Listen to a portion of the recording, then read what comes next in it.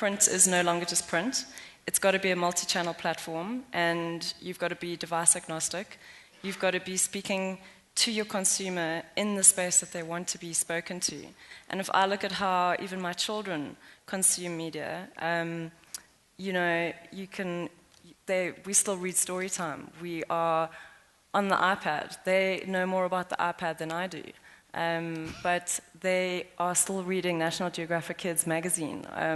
They consume media every single day. My 2-year-old stands in front of the TV and does this.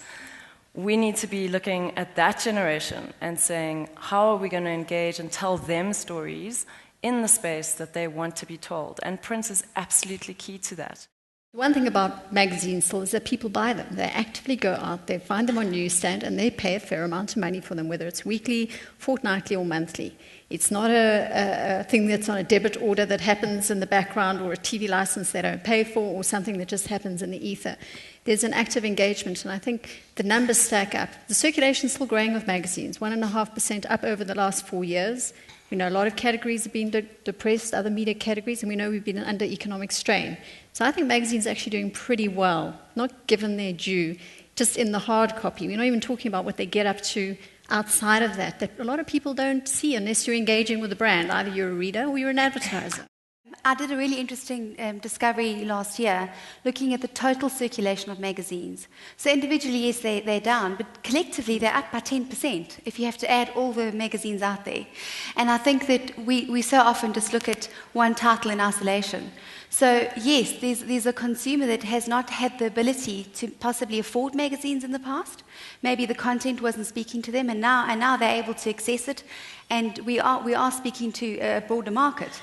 And you can see that certain markets love their magazines. I mean, if you're in a focus group and you ask them to please tear out the magazine and just share with you which brands they like, they're hesitant to tear it out. They can't destroy their magazine.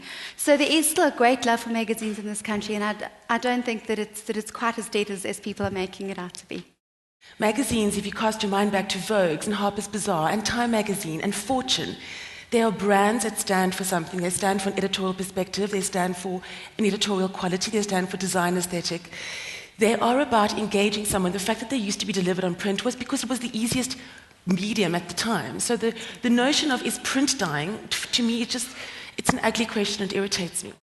Our readers buy us because they're interested in our content. Certainly from a specialist point of view, that is what we're all about. People buy our product because they have a kinship. They feel aligned to the content.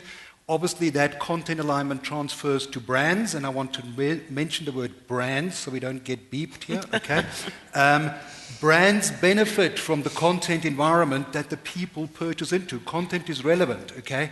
It is extraordinary content, premium audiences, and an immersed experience. What more do you want? Can we take orders now?